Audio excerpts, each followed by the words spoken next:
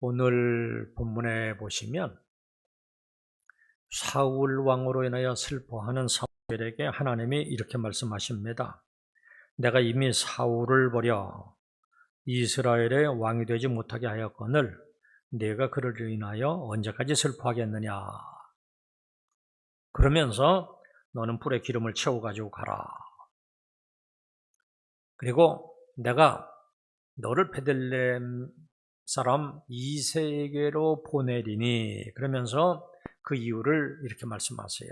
이는 내가 그의 아들 중에서 한 왕을 보았느니라. 여기 보았다는 것은 선택했다는 말이에요. 그러니까 지금 하나님이 무슨 말씀하시는 거예요?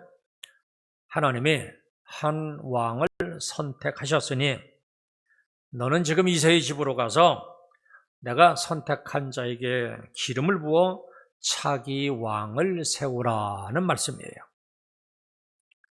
지금은 아직도 사울이 왕으로 있는데 차기 왕을 세우라는 거예요.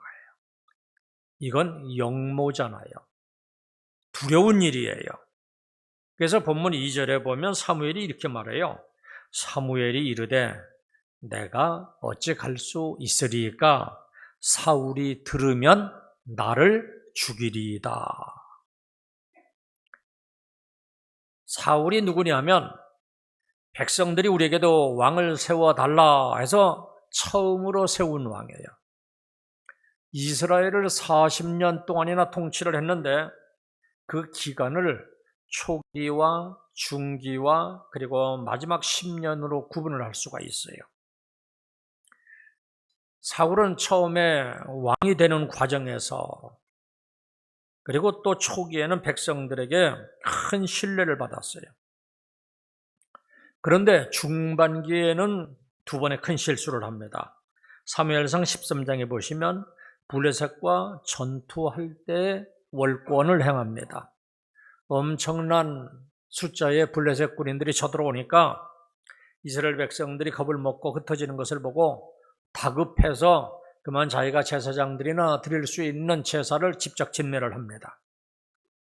그때 사무엘이 도착해서 왕이 망령되이 행하였도다라고 하면서 하나님이 사울 대신 하나님의 마음에 합한 한 왕을 세우겠다, 이렇게 하나님이 작정하신 것을 알려줍니다. 그럼에도 불구하고 14장에 보면 하나님이 이스라엘 백성들과 사울 왕에게 큰 은혜를 베푸셔서 주변의 여러 나라들과 싸움을 하는데 전승하게 합니다. 나라가 크게 강해졌어요. 그때 사무엘이 사울에게 하나님의 명령을 이렇게 전합니다. 15장에 보시면 아말렉을 쳐서 진멸하되 남녀와 소아와 젖 먹는 아이와 우양과 낙타와 나귀를 죽이라 그랬습니다. 그래서 이 명령을 받고 사울이 나가서 아말렉과 전투를 하는데 이번에도 대승을 거둡니다. 그런데 이번에도 역시 하나님의 명령을 온전히 순종하지는 않았어요. 아말렉과 아각을 죽이지 않고 포로로 잡아왔고 살진 소와 양들을 전리품으로 끌어왔습니다. 이것을 알게 된 사무엘이 하나님의 마음을 알려줍니다.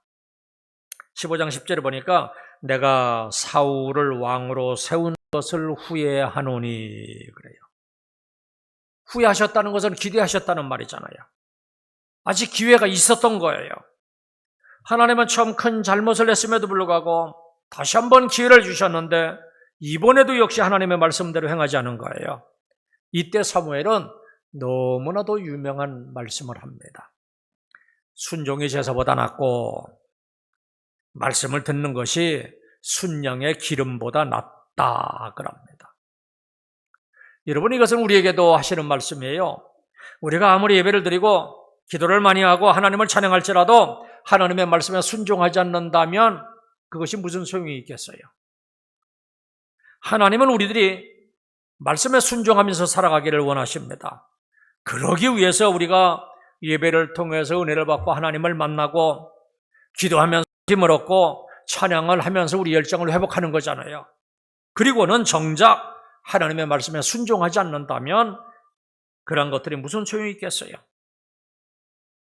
이 말씀을 우리에게 주시는 것은 사울을 반면교사로 삼기를 원하기 때문입니다. 그렇다면 저와 여러분들은 하나님의 말씀을 통하여 하나님의 뜻이 무엇인지를 정확하게 알고 그 말씀대로 순종함으로 하나님을 기쁘시게 하는 저와 여러분들이 다 되시기를 주님의 이름으로 축원합니다. 다시 본론으로 돌아와서 아직은 사울의 왕권은 건재한 상태였어요. 그런데 지금 사무엘에게 차기 왕을 세우라는 거예요. 그래서 사울의 성품에 대해서 너무나도 잘 알고 있는 사무엘은 사울이 들으면 나를 죽이리이다 이렇게 얘기하는 거예요. 우리는 이 부분에서 사울 왕이 얼마나 무섭게 변했는지, 권력에 취하게 되면 얼마나 사람이 무섭게 변하는지를 알 수가 있어요. 한번 권력에 눈이 멀고 권력에 취하면, 하나님을 경외하는 마음이 없어지면 하나님의 말씀을 전하는 선지자에게까지 함부로 하는 경향이 있습니다. 여러분, 다윗과 사울의 큰 차이점이 있어요. 그 중에 하나가 뭐냐 하면 하나님의 선지자들을 대하는 태도가 달랐어요. 하나님을 경외하는 마음이 없었던 사울은 점점 악해지면서 아버지 같은 사무엘 선지자조차도 죽일 수 있는 사람으로 변해갔어요. 실제로 이후에 보면 사울은 다윗을 도왔다는 명분으로 노베 제사장들 85명을 학살합니다. 반면에 다윗은 어땠나요? 다윗도 흠이 많은 사람이었어요. 실수도 많았고 비열하게 행동을 하기도 했어요. 이러한 것들을 선지자들이 지적을 합니다. 그러면 사울 왕 같으면 벌써 그 선지자를 죽였을 터인데 다윗은 선지자들의 말에 귀를 기울였고 회개하기도 했어요. 이것이 다윗의 지혜입니다. 이러한 다윗을 하나님의 왕으로 선택하신 거예요. 사울의 이러한 성품을 알게 하나님은 사무엘에게 묘책을 알려줍니다. 본문 2절 중반절부터 3절입니다. 너는 암송아지를 끌고 가서 말하기를 내가 여호와께 제사를 드리러 왔다 하고 이새를 제사에 청하라. 새 왕을 세우기 위해서 기름을 부었다는 것이 들통이 나면 사무엘은 물론이고 이새의 집안은 쑥대밭이 되었을 거예요. 그래서 하나님이 사무엘에게 안전한 방책을 알려주십니다. 암송아지를 끌고 가서 제사를 드리러 왔다고 베들레헴 주민들에게 말하라는 거예요. 화목제를 드리고 제사 음식을 나누어 먹는 그 자리에서 이새와 이새의 아들들도 모두 참석하게 해서 그때 기름을 부으라는 거예요. 다 아들들을 모아놓으면 누가 기름을 부을 자인지 하나님께서 그때 친히 알려주시겠다는 겁니다. 그래서 사무엘이 하나님의 말씀대로 이새의 집으로 가서 제사를 드리는데 이새와 그의 아들들도 제사에 청했습니다. 제사를 마치고 화목제물로 나누어 먹기 전에 사무엘은 하나님의 명령하신 일을 행하고자 합니다. 그 일은 이새의 한 아들에게 기름을 부어서 왕으로 세우는 일이었어요. 그런데 우리가 먼저 알아야 될 것이 있어요. 오늘 본문에서 다윗이 왕으로 세움을 받지만 곧바로 실제로 왕이 된 것은 아니었어요. 학자들에 의하면 본문 이야기는 다윗이 채 20세도 되기 전의 일이라, 어떤 사람들은 한 15세 전후까지라고도 얘기해요. 그런데 다윗이 왕으로 등극한 것은 30세 전후입니다. 그러니까 아직도 상당한 기간이 흘러야지만 실제로 왕이 될 수 있는데 하나님은 지금 미리 택하여 기름을 부으시는 거예요. 미리 준비시키는 것이에요. 여러분, 이것은 하나님의 일하시는 방법입니다. 사무엘의 경우도 그랬어요. 엘리와 그의 아들들이 제사를 멸시하고 하나님을 존중히 여기지 않는 것을 보시고 패하기로 작정하셨어요. 하지만 먼저 어린 사무엘을 준비시킨 다음에 때가 되었을 때 엘리 집안을 심판하시고 사무엘을 대신 세우셨던 거예요. 이것을 보면 우리 하나님은 조급하게 일하시는 분이 절대로 아니에요. 사울 왕과 다윗 왕의 관계도 역시 마찬가지예요. 하나님이 이미 사울을 버렸지만 그는 아직 왕위에 있었어요. 그리고 다윗은 왕으로 기름을 받았지만 당장 왕이 되는 것은 아니었어요. 그러면 하나님께서는 왜 이렇게 하시는가? 두 가지 이유가 있어요. 하나님은 자비로우신 하나님은 회개의 기회를 주시는 거예요. 엘리 제사장 가문에도 그렇고 사울 왕에게도 아직 회개의 기회를 주시고 계신 거예요. 하나님은 회개의 기회를 끝까지 주시는 분이세요. 또 하나의 이유는 어떤 사람을 불러서 쓰기까지는 반드시 준비기간, 훈련기간이 필요하기 때문입니다. 어린 사무엘은 더 자라나야만 했어요. 다윗도 마찬가지로 왕으로서 준비해야 될 것들이 많이 있었어요. 이것은 우리들도 마찬가지입니다. 하나님은 우리를 미리 준비시키시는 분이에요. 혹 준비기간이 길 수도 있고 힘들 수도 있어요. 요셉의 경우를 보니까 종으로 팔려가기도 하고 감옥에 갇히기도 했어요. 그러나 이 모든 것들이 우리를 일꾼으로 세우기 위한 준비기간이라 하는 것을 확신할 수만 있다면 우리들은 얼마든지 견뎌낼 수가 있어요. 그래서 드디어 사무엘 선지자는 하나님의 말씀대로 이제 왕을 세우는 일을 합니다. 사울이 두려웠지만 하나님이 주신 말씀대로 순종합니다. 암송아지를 끌고 이새가 사는 베들레헴으로 향해 갔습니다. 그리고 드디어 첫째 아들 엘리압이 사무엘 앞에 나타났습니다. 보니까 나이로 보아도 외모로 보아도 틀림없이 이 사람은 하나님의 택하신 사람이라 이렇게 생각을 했어요. 그런데 하나님은 의외로 이렇게 말씀하세요. 본문 7절 한번 보세요. 여호와께서 이르시되 그의 용모와 키를 보지 말라. 내가 이미 그를 버렸노라. 내가 보는 것은 사람과 같지 아니하니 사람은 외모를 보거니와 나 여호와는 중심을 보느니라 하시더라. 하나님이 보시는 것은 사람과 같지 않다는 거예요. 사람은 외모를 보지만 하나님은 중심을 보신다는 거예요. 사무엘 선지자조차도 하나님의 관점으로 사람을 볼 수가 없었어요. 심지어는 다윗의 부모조차도 자기 자식에 대해서 정확하게 보지를 못했어요. 그래서 아버지 이새는 이날 양치는 일을 다윗에게 맡기셨던 거예요. 이것이 사람을 보는 인간의 한계입니다. 여기서 말하는 외모는 단지 얼굴이나 키와 같은 이런 외모만을 말하는 것은 아니에요. 외모는 물론이고 학력, 재력, 경력, 그리고 모든 사람의 중요하게 생각하는 스펙 같은 것들을 다 포함하는 외적인 것들을 모든 것을 다 총칭하는 말이에요. 첫째 아들 엘리압은 이러한 면에서 사무엘 선지자가 보니까 기름 부음 만한 사람이었어요. 그런데 하나님이 보시는 것은 달랐어요. 둘째 아들 아비나답도 셋째 아들 삼마도 사무엘 앞을 지나갔지만 역시 하나님이 택한 사람이 아니었어요. 본문에 이름이 나오지 않는 네 아들도 역시 사무엘 앞을 지나갔지만 역시 하나님이 택한 사람은 아니었어요. 그러자 잠시 사무엘 선지자는 뭔가 잘못됐다 하는 느낌이 들었어요. 이상하다. 분명히 하나님께서는 이새의 아들 중에 왕이 될 제목이 있다고 했는데 도대체 이것이 어떻게 된 것인가? 내가 하나님의 음성을 잘못 들은 것은 아닌가? 이러한 의심이 들기까지도 했어요. 그래서 다시 생각해 보니까 분명히 하나님께서는 이사의 아들 중에 왕이 있다 말씀하셨어요. 그래서 이새에게 다시 물었습니다. 당신의 아들들이 여기에 다 있습니까? 다른 아들은 없습니까? 그러니까 이새가 이런 대답을 하는 거예요. 아직 막내가 남아있긴 한데 그는 지금 양을 지키고 있습니다. 그래서 사무엘이 다급하게 말합니다. 그 사람을 보내서 그를 데려오라. 그가 오기 전에는 우리가 식사 자리에 앉지도 않을 것이다. 그래서 급히 사람을 보내서 데려와서 봤는데 다윗의 모습은 살결이 붉으스레했고 눈이 빛났고 얼굴이 아름다운 소년이었어요. 그 순간 하나님이 사무엘 선지자에게 말씀하십니다.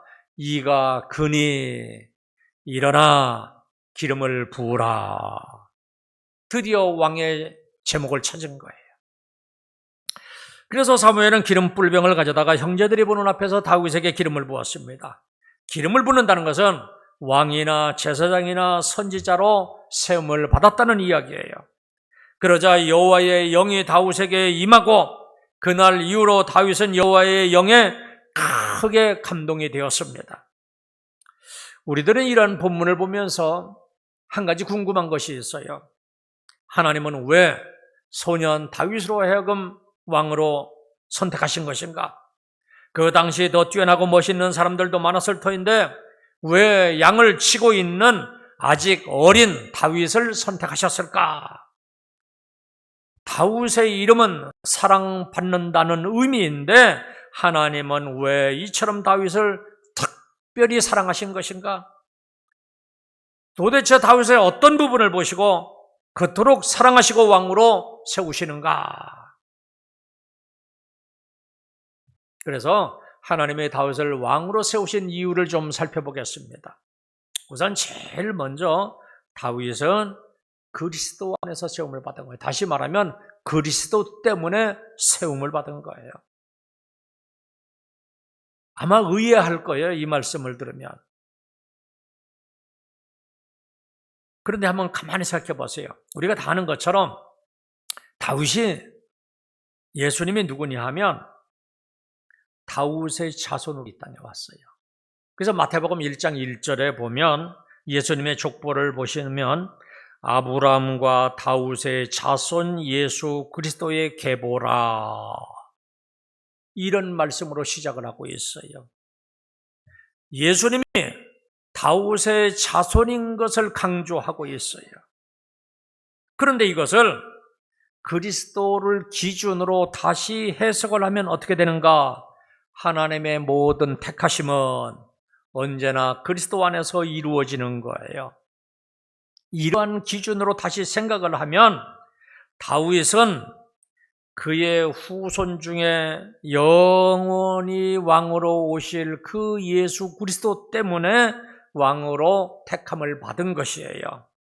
이것은 우리들도 마찬가지입니다. 우리들도 그리스도 예수 안에서 창세전부터 하나님의 자녀로 예정함을 입고 택함을 받은 거예요. 에베소서 1장 4절을 보면 곧 창세전에 그리스도 안에서 우리를 택하사, 보세요. 다윗만 그런 게 아니라 우리들도 창세전에 그리스도 안에서 택함을 받은 거라고 하잖아요. 죄인인 내가 하나님의 자녀로 택함을 받은 것은 오직 우리 주 예수 그리스도 안에서 이루어진 거예요. 그런데 다윗과 우리의 차이점이 있다면 다윗은 육신적으로 예수님의 조상이기 때문에 오실 그리스도로 말미암아 하나님의 택하심을 받은 것이고, 그리고 우리들은 이미 이 땅에 오셔서 십자가에 죽으시고 부활하신 예수 그리스도 안에서 택하심을 받은 거예요. 다시 말씀드리면 다윗은 오실 그리스도로 말미암아 택함을 받은 것이고 우리들은 이미 오신 그리스도로 말미암아서 택함을 받은 거예요. 하지만 공통점은 다윗이나 우리나 다 같이 그리스도 안에서 택하심을 받은 거예요. 그렇다면 저와 여러분들은 늘 내가 그리스도 안에 있다 하는 이 사실을 감사하면서 살아가시기를 주님의 이름으로 축원합니다. 그리고 다윗이 택함을 받은 것은 외모 때문이 아니라 그 중심 때문이었어요. 7절 다시 한번 보시겠습니다. 여호와께서 사무엘에게 이르시되 그의 용모와 키를 보지 말라. 내가 이미 그를 버렸노라. 내가 보는 것은 사람과 같지 아니하니 사람은 외모를 보거니와 나 여호와는 중심을 보느니라 하시더라. 하나님은 외모가 아니라 중심을 보시는 분이에요. 우리 마음의 중심을 보신다는 말이에요. 마음의 중심에 무엇이 들어있는가?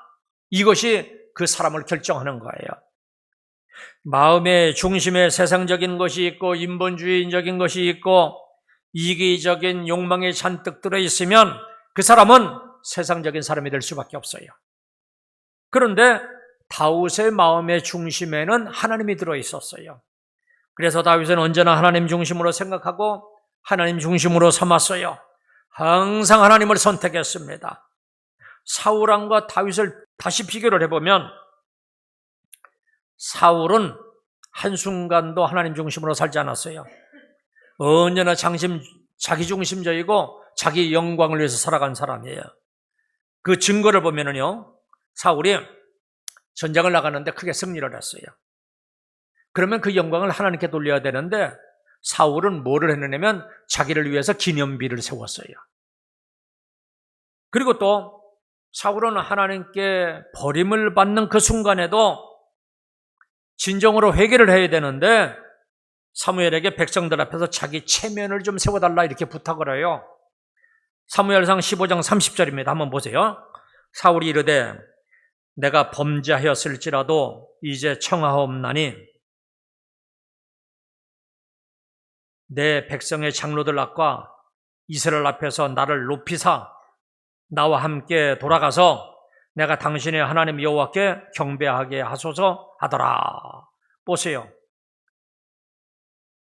지금 내가 범죄했어요. 그럼 해야 될 일이 뭐예요? 하나님 앞에 회개해야 되는데 뭘 부탁을 해요?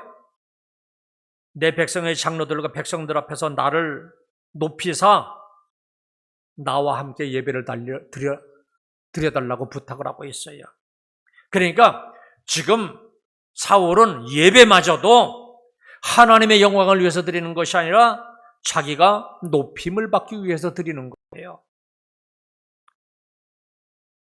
이런 사람이에요, 사울이. 그러니까 중심에 하나님이 없는 사람이에요. 그런데 다윗은 달랐습니다. 다윗의 중심에는 자기가 들어있지 아니하고 하나님 중심으로 살았어요. 그러니까 자기의 영광이나 체면은 중요하지 않았어요. 누가 보든 안 보든 하나님 앞에서 성실했고 오직 하나님의 영광을 구하는 삶을 살았어요. 그 대표적인 사건이 있잖아요. 하나님의 언약궤를 예루살렘 성으로 모셔올 때예요. 이때 다윗은요, 왕의 체면은 생각하지도 않았어요. 자기의 속살이 드러나던 뭐하던 즐겁게 춤을 추면서 찬양하면서 하나님의 언약궤를 예루살렘으로 모셔왔어요. 그러니까 다윗의 중심에는 이와 같이 하나님의 영광이 있었고 하나님만이 있었어요. 왕의 체면 따위는 없었어요. 그렇다면 지금 나의 중심에는 무엇이 있는가? 혹 아직도 내가 내 주인의 자리에 자리 잡고 있는 것은 아닌가? 나의 중심을 주님에게 온전히 내어드리는 저와 여러분들이 되시기를 주님의 이름으로 축원합니다. 그리고 다윗이 택함받은 이유는 이새의 아들 중에서 막내였기 때문입니다. 이것은 하나님은 맏아들보다는 막내를 더 사랑하신다는 뜻으로 해석을 하면 안 됩니다. 그건 오해예요. 본문 15절에 나오는 막내라고 하는 원어를 보면 하카톤이라고 하는 단어예요. 막내라고 하는 의미도 있지만 하찮은 사람, 별 볼 일 없는 사람, 천한 사람이라고 하는 뜻도 있어요. 사실 다윗은 그의 가정에서 막내로서 가장 보잘것없는 아들이었어요. 그것을 어떻게 알 수가 있는가? 오늘 본문에서 알 수가 있잖아요. 지금 선지자가 내려왔어요. 모든 동네 사람들이 다 모이고 너희 아들들을 다 모으라고 했어요. 이렇게 중요한 자리에 동네 사람들도 다 모였고 모든 아들들 다 모였는데 이 시간에 소년 다윗은 뭘 하고 있었어요? 양을 지키고 있었어요. 다른 아들들은 이 중요한 자리에 사무엘 하면 그 나라를 다스리는 선지자였어요. 그 엄청난 선지자가 오니까 여기 보면 막 두려워 떨기도 하잖아요. 도대체 왜 오실까? 이러한 엄청난 분이 오시는데 이 중요한 자리에 다른 형제들은 다 초대를 받았는데 다윗은 그 자리에 나가지도 못하는 하찮은 존재, 막내였어요. 그런데 다윗이 그렇게 보잘것없는 존재 하카톤이었기 때문에 오히려 하나님의 선택을 받았는지도 모르겠어요. 왜냐하면 하나님은 언제나 낮은 자를 들어쓰시고 천한 자를 높여주셔서 귀하게 사용하시는 분이시기 때문입니다. 그래서 하나님은 더 큰 영광을 받으시는 분이세요. 오늘 본문에서 사울이 버림을 받는데 신약에도 보면 사울이라고 하는 사람이 또 한 사람 나와요. 사울이라고 하는 이름의 뜻은 큰 자라고 하는 뜻이에요. 그런데 이 사울이 큰 자가 예수님을 만난 후에는 이름을 바꾸는데 작은 자라 하는 바울이라고 이름을 바꿉니다. 하나님 앞에서 자기는 이제는 작은 자라고 고백을 하고 성도 중에서도 작은 자라고 고백을 하고 심지어는 나는 죄인 중에 괴수라고까지 고백을 합니다. 이처럼 작은 자가 되었을 때 하나님은 바울을 들어서 사도로 사용하십니다.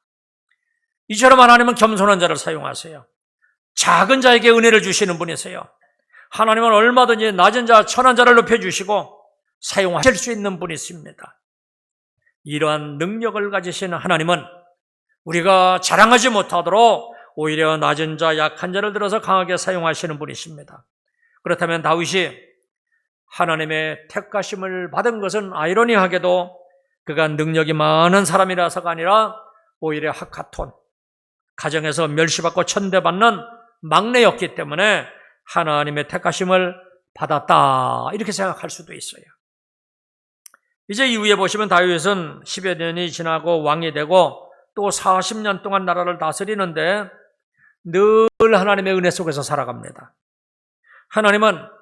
다윗은 이 넘치는 하나님의 은혜를 시로 표현을 했는데 그것이 다윗의 시편들이에요. 성경에 보면 시편이 150편이나 있는데 이 중에서 73편은 다윗이 지은 시라 이렇게 분류가 될 정도로 다윗은 하나님의 은혜를 엄청 누렸고 그 은혜를 시로 표현했던 정말로 겸손한 성도였어요. 하나님이 사무엘이나 다윗을 나라의 지도자로 선택하신 것은 그들에게 무슨 특출난 자질이 있었기 때문이 아닙니다. 전적으로 하나님의 자유롭고 기쁘신 뜻이었어요. 사무엘과 다윗도 자기네들이 이스라엘의 지도자가 된 것은 오직 하나님의 은혜로 된 것이라 이렇게 인정을 했습니다. 더 나아가서 그들은 평생 하나님의 은혜 안에 거했습니다. 이러한 태도가 하나님이 기뻐하시는 참된 겸손입니다. 하나님이 아니면 저는 아무것도 아닙니다. 지금까지 하나님의 은혜로 살아왔고 지금도 하나님의 은혜로 살아가고 있고 앞으로도 하나님의 은혜로 살 것입니다. 그러므로 하나님만이 존귀와 영광을 받으시옵소서. 이것이 성경적인 겸손의 모델입니다. 사랑하는 성도 여러분, 사무엘이나 다윗만이 아니라 우리들도 하나님의 기쁘신 뜻 안에서 선택을 받아서 하나님의 자녀가 되었어요. 모두가 다 왕같은 제사장들이 되었어요. 하나님의 자녀가 되고 왕같은 제사장이 되도록 하나님이 우리에게 큰 은혜를 베풀어 주신 것입니다. 이것은 우리가 세상 사람들보다도 더 훌륭해서가 아니에요. 더 능력이 있어서도 아닙니다. 오히려 연약하고 부족하기 때문에 하나님의 특별한 은혜로 하나님의 택하심을 받은 거예요. 이 사실을 안다면 우리는 더욱더 겸손할 수밖에 없어요. 더욱더 하나님을 의지하고 더욱더 큰 영광을 하나님께 올려드릴 수밖에 없어요. 나같이 보잘것없는 사람을 통하여 영광을 받으시는 그 하나님을 찬양하고 더욱더 감사하시기를 주님의 이름으로 축원합니다. 우리 사람들에게는 누구나 다 욕구가 있는데요, 쓰임받고자 하는 욕구가 다 있어요. 할 일이 있다는 것, 나는 나이가 있지만 아직도 할 일이 있다는 것, 쓰임받으며 살아가고 있다는 것, 이것이 얼마나 행복한 일인지 몰라요. 그래서 루소가 이런 말을 했습니다. 이 세상에 사람은 두 번 태어난다. 한 번은 존재하기 위해서 태어나고 또 한 번은 일하기 위해서 태어난다. 때문에 사람은 자기 사명을 발견하기까지는 사는 것이 아니다. 여러분, 이 말처럼 우리는 쓰임을 받을 때 살아있다는 것을 느끼고 행복을 누릴 수가 있는 거예요. 더군다나 내가 지금 하나님께 쓰임을 받고 있다, 이것은 너무나도 행복한 일이고 정말로 축복된 일입니다. 사랑하는 성도 여러분, 하나님은 지금도 왕을 세우시고 일꾼을 세우시는 분이십니다. 그렇다면 우리들은 늘 그리스도 안에 있고 우리 마음 중심에 하나님을 모시고 있고 더욱더 낮아지고 겸손함으로 다윗처럼 하나님의 마음에 합한 자라 하는 인정을 받고 모두가 다 귀한 일꾼으로 쓰임받을 수 있기를 주님의 이름으로 축원합니다. 그 하나님이 우리들의 자녀도 세우시고 가정도 세우시고 나라도 세우시고 좋은 대통령도 세워주시기를 주님의 이름으로 축원합니다. 이제 기도하겠습니다.